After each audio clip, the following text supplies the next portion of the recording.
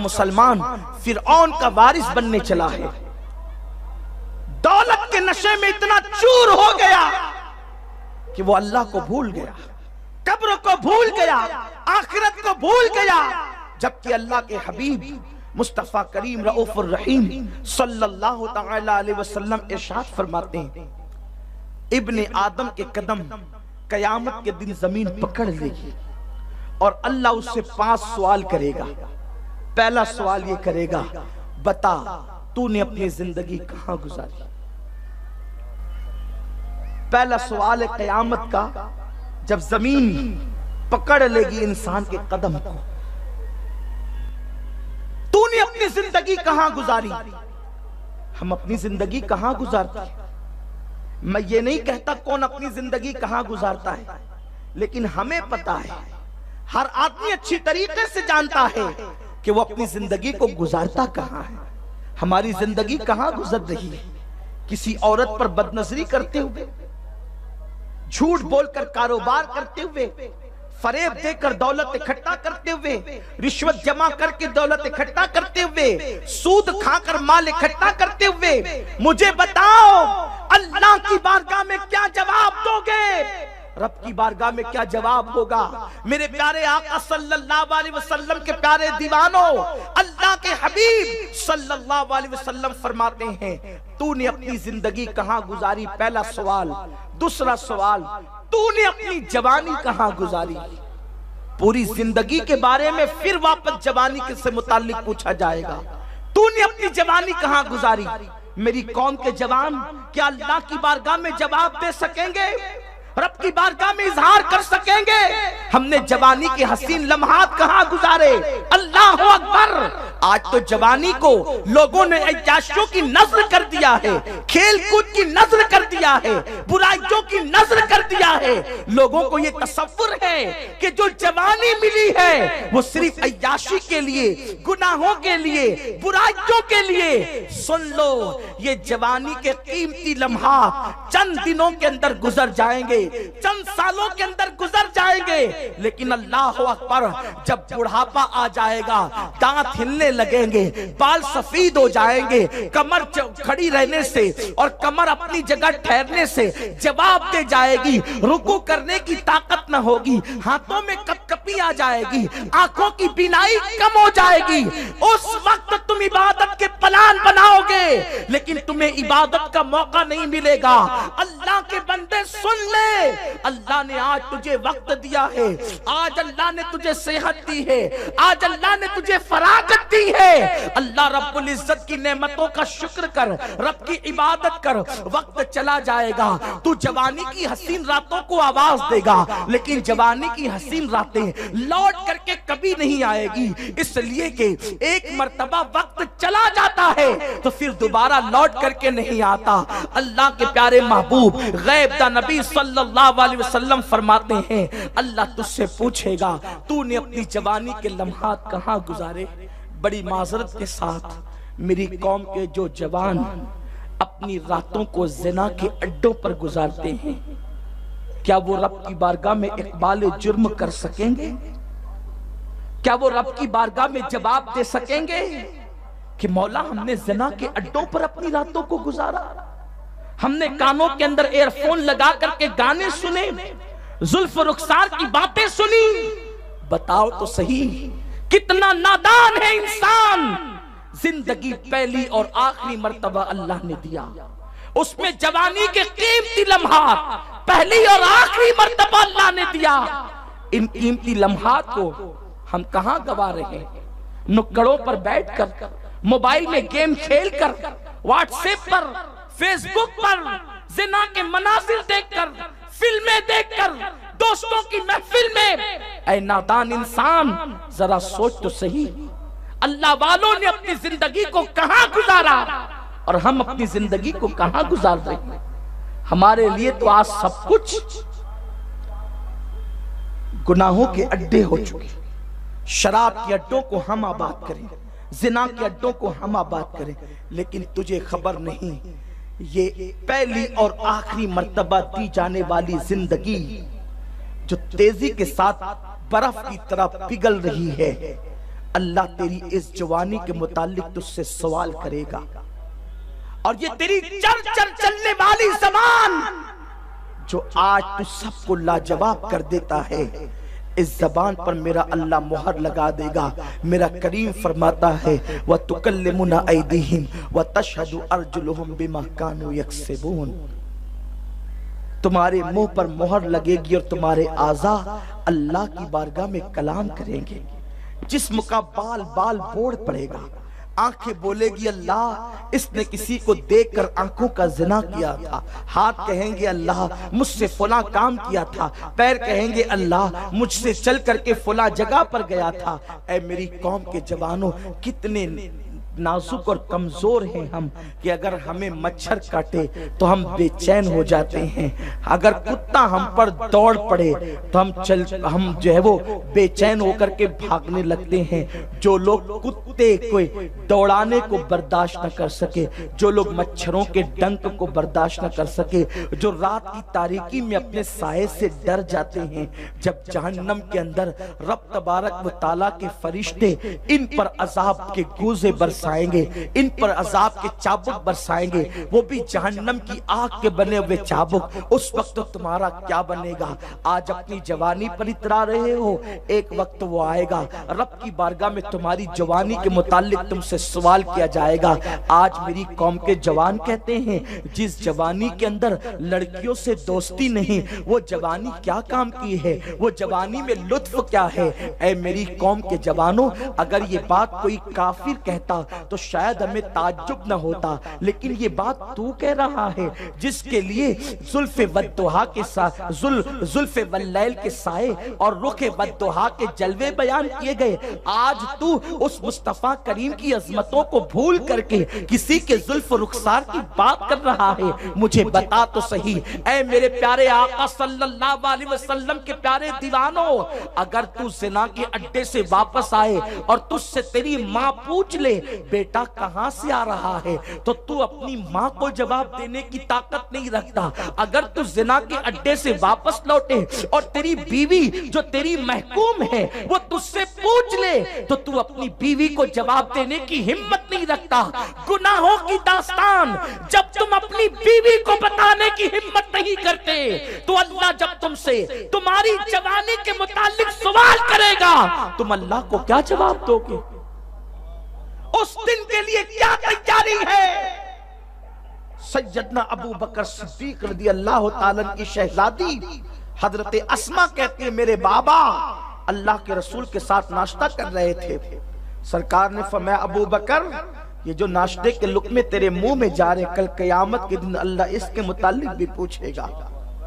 सिद्दीक अकबर ने अर्ज की या रसूल अल्लाह जो हम लुक़मे खा रहे इसके बारे में भी पूछा जाएगा। इरशाद हुआ हाँ पूछा जाएगा।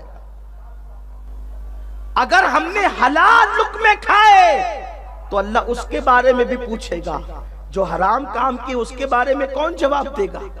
इसीलिए तो मौलाए कायनात शेर खुदा अली के मुर्तजा कहते हैं मैंने तुम्हारी दुनिया से हाथों को उठा लिया, मैंने तुम्हारी दुनिया से हाथों को समेट लिया, इसलिए कि जिसके हलाल का हिसाब है और जिसके हराम पे अजाब है उस दुनिया में मैं हाथ कैसे डालूं। इसीलिए फरमाते हैं मैंने दुनिया को 3 तलाक दे दिया है।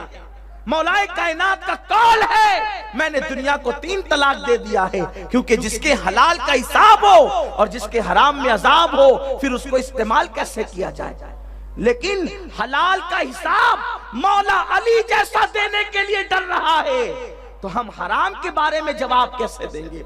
वो भी ज़िना के बारे में, वो भी शराब के बारे में, वो भी जुए के बारे में, वो भी फोन पर लंबी लंबी गुफ्तगू जो हमने लड़कियों से नाजायज और हराम की है। हम अल्लाह को क्या मुंह दिखाएंगे। क्या तुम्हें मरना नहीं है, तुम जिंदगियां लिखवा लाए हो, मुझे बताओ। या फिर तुमने अल्लाह तबारक व तआला से ये लिखवाया है कि अल्लाह तुम्हारी रियायत करेगा, वो तुमसे हिसाब लेने में रियायत करेगा।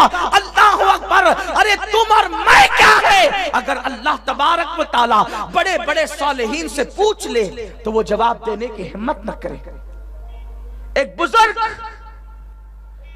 जिसे दुनिया शेख अबू अली दक्का के नाम से जानती है, साहिब रिसाले कुशैरिया के उस्ताद हैं, उनके इंतकाल के बाद किसी ने ख्वाब में देखकर पूछा, हजरत अल्लाह ने आपके साथ क्या सलूक किया? फरमाते हैं 70 साल हो गए हैं, अभी तक मौत नहीं हुई। मेरी सुन्नी कौम समझती क्या है? 5 वक्त की नमाज पढ़ के जन्नत में जाओगे?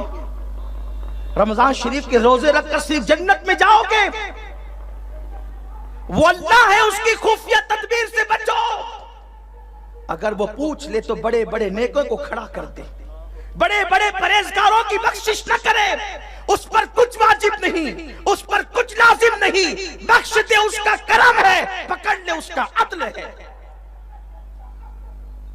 यूं ही अंबिया किराम थोड़ी रोते थे। हजरत सैयदना अय्यूब अलैहिस्सलाम ने जब सब्र की इंतहा कर दी, कितना सब्र किया जनाब अय्यूब ने। आपके सब्र के मुतालिक बयान किया जाता है, आपके जिस्म में आबले पड़ गए। और अल्लामा शरफुद्दीन यहिया मुनीरी रहमतुल्लाह अलैह ने तो यहां तक लिखा है मकतूबात सदी दो सदी में कि जिसमें अक़दस में कीड़े आ गए। हालांकि हमारे उलमा अहले सुन्नत ये अकीदा रखते हैं कि अल्लाह अपने नबियों को ऐसी बीमारी नहीं देता जिससे लोग नफरत करें, लेकिन वो तबई बीमारी न थी जिसमें अक़दस में कीड़े, और वो कीड़े जब गिर जाते तो अय्यूब अलैहिस्सलाम उसको उठाकर अपने जिस्म में रखते और रख करके कहते, ए कीड़ो, अभी ये गिज़ा मेरे जिस्म के अंदर तुम्हारे लिए बाकी है, अभी कहां जाते हो? नाराज हो गए, खा लो मेरे जिस्म को। कीड़े बढ़ते बढ़ते हजरत अय्यूब अलैहिस्सलाम की जबान पे हमला करते हैं और दिल पे हमला करते हैं। जब जबान पे हमला किया और दिल पे हमला किया, अय्यूब चीख पड़े। जब अय्यूब चीख पड़े तो अल्लाह ने कहा, अय्यूब तेरे पास सब्र खत्म हो गया, इम्तिहान खत्म कर दे। तू मेरी शिकायत करने लगा, यार की शिकायत करता है, अपने महबूब की शिकायत करता है, जिसको महबूब माना उसकी शिकायत करता है। अय्यूब ने तब भी कहा, नहीं मौला, शिकायत नहीं करता, बल्कि तुझसे अर्ज करता हूं कि इन कीड़ों से कह दे कि ये मेरा पूरा जिस्म खा जाएं, लेकिन मेरी जबान न खाएं और मेरा दिल न खाएं। अय्यूब जब पूरा जिस्म खिलाना चाहता है तो जबान और दिल क्यों बचाना चाहता है? अर्ज करते, मौला वो भी सिर्फ तेरे लिए, अपने लिए तो कुछ है ही नहीं, सिर्फ तेरे लिए। कहा, अय्यूब मेरे लिए क्यों? कहा, मौला जबान रहेगी तो तेरा जिक्र करूंगा और दिल रहेगा तो तेरी याद करूंगा, वो भी तेरे लिए। अय्यूब की इस अदा पे प्यार आया, इम्तिहान खत्म कर दिया, अय्यूब को शिफा दे दी, जमीन पे पैर मारा, पानी का चश्मा निकला, गुस्ल किया और हुस्न मिल गया और जमाल मिल गया। इमाम शरफुद्दीन यहिया मुनीरी लिखते हैं कि जो कीड़े अय्यूब के जिस्म से वाबस्ता हुए, अल्लाह ने उन कीड़ों को रेशम का कीड़ा बना दिया और कीड़े दवा मार मार के हलाक किए जाते हैं, और जो अय्यूब के जिस्म से मंसूब हो गए उन कीड़ों को पाला जाता है, उनके लिए फार्म डाले जाते हैं। और इंसानों को बताया जा रहा है, नादानों, अगर कीड़े नबी के जिस्म से वाबस्ता हो जाएं तो उन्हें मारा नहीं जाता, उन्हें पाला जाता है। अगर इंसान नबी के कदमों में आ जाए तो लोग इन्हें कैसे मारेंगे?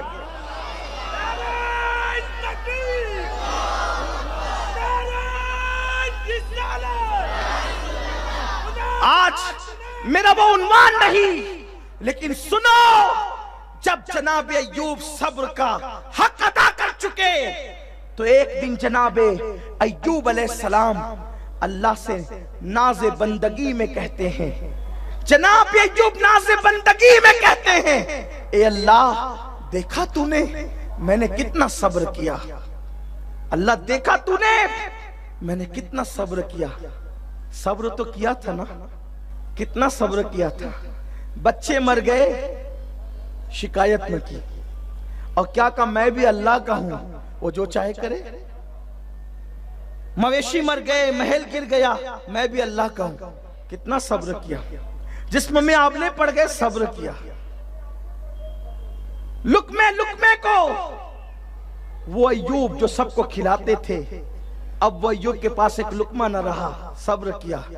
अय्यूब को हक तो था ना कि कहते मैंने सब्र किया, कह गए, अल्लाह देखा तूने मैंने कितना सब्र किया, आवाज आई, अय्यूब तू जो कहता है कि मैंने इतना सब्र किया, मैं तुझसे पूछता हूं कि ये सब्र की तौफीक तू कहां से लाया था? तुझे अगर अपने सब्र पे नाज है तो बता तू सब्र की तौफीक लाया कहां से था? तो जनाब अय्यूब अलैहिस्सलाम से जब ये बात कही जाती है तो मैं और आप, हमारी हैसियत क्या है, अपनी औकात क्या है? उसके बाद आप देखें हजरत सैयदना दाऊद अलैहिस्सलाम अल्लाह की खशियत और खौफ से इतना रोए कि हजरत सैयदना दाऊद अलैहिस्सलाम की आंखों से जो आंसू निकले, उन आंसुओं से वो जमीन पर जो आंसू गिरे थे उससे सब्जा उग गया, सब्जा जो है वो उससे उग गया, घास उग गई। तो हजरत दाऊद अलैहिस्सलाम ने अल्लाह से अर्ज किया, अल्लाह देख मैं तेरे लिए कितना रोया। इरशाद हुआ, अय्यूब दाऊद तुझे अपना रोना याद है और तुझे मेरी नेमत याद नहीं। ये नबियों से कहा जा रहा है, वो बेनियाज है, वो शान वाला रब है। आपको नहीं पता मेरे प्यारे आका अलैहिस्सलाम के प्यारे दीवानों, हजरत सैयदना मालिक इब्ने दीनार कहते हैं पापियों से पूछेगा कि तुमने गुनाह क्यों किया, और नेकोकारों से पूछेगा मैंने जो नेकियों की तौफीक दी थी तुमने उस पर शुक्र अदा क्यों ना किया। फरमाते हैं जिनको नेकियों की तौफीक दी, अगर वो लोग अंगारों पे सजदे करें और उनकी पेशानियां मिस्ले वरक की हो जाए तो भी वो लोग अल्लाह रब्बुल इज्जत का शुक्र अदा करने का हक अदा नहीं कर सकते। आप मुझे बताएं तो शेख अबू अली दक्काक जो इमाम कुशैरी जैसे सूफिया के उस्ताद हैं, फरमाते हैं 70 साल हो गए मैं खड़ा हूं। कहा क्यों? कहा एक गुनाह हुआ था, तवज्जो फरमाएं मेरी कौम के जवान, तवज्जो फरमाएं। आप ये समझते हैं हम गुनाह करते रहे फिर पंज वक्ता भी पढ़ते रहे? ये पंज वक्ता तो गुलामी की एक तमहीद हुआ करती है। नमाजें जो है अलामत है गुलामी की, बंदगी की अलामत है, वरना वो चाहे कबूल करे चाहे रद्द करे। हम तो हाल ये अपना कि हमने तो इबादत को तिजारत बनाया। मेरे प्यारे आका अलैहिस्सलाम के प्यारे दीवानों, शेख फरमाते 70 साल हुए अभी तक मगफिरत नहीं हुई और एक गुनाह पर पकड़ हो गई। पूछा गया वो कौन सा गुनाह? फरमाते बचपन में मदरसा जा रहा था, छोटी सी उम्र थी, इब्तिदाई जवानी की तरफ कदम बढ़ रहे थे, जवानी दीवानी लाउबाली होती है। मदरसा जाते हुए एक खूबसूरत लड़का दिखा, उस लड़के को देखकर एक गलत सा ख्याल जहन में आ गया, सिर्फ ख्याल जहन में आया, लड़के को देखकर एक ख्याल जहन में आया, बस उसी ख्याल पे पकड़ हुई है और अभी तक मेरी मगफिरत नहीं हुई। 70 साल हो गए मौत को। आपसे पूछना चाहता हूं अगर लड़के को देखकर गलत ख्याल आ जाए तो सारी जिंदगी इबादतें किए, इमाम कुशैरी जैसों के उस्ताद है, सूफिया हैं, सूफिया के सरदार हैं, उसके बावजूद भी 70 साल हुए। इमाम इब्नुल जौजी ने इसको नकल किया है, कहते हैं उसी एक गुनाह पर पकड़ हुई है, अभी तक मगफिरत नहीं होती। एक खूबसूरत जवान को देखकर एक ख्याल ही आ गया था। आप मुझे बताएं इतना बड़ा बुजुर्ग कहलाने वाला, इतनी इबादतें करने वाला एक जवान को देखकर बचपने में, जवानी में नहीं, शऊर की उम्र को नहीं, क्योंकि जिनके रुतबे हैं सिवा उनको सिवा मुश्किल है। अगर कोई ये सोचे ना कि ऐसे लोगों की पकड़ हो जाती है, वो पकड़ होना ही इस बात की जमानत है, इस बात की अलामत है कि वो अल्लाह के महबूब और मकबूल है। क्यों? इसलिए कि पड़ोसी का बच्चा और अपना बच्चा जब आपस में लड़ते हैं तो होशियार आदमी की निशानी ये है, वो अपने बच्चे को तमाचा लगा के कहते घर में चल, ताकि पता चले ये अपना है। तो छोटी छोटी गलतियों पे जिनकी पकड़ की जाती है उनको बताया जाता है ये अपने हैं, इसलिए इनकी अजमतें बताई जा रही हैं, वरना इससे कोई गलत मफहूम न ले।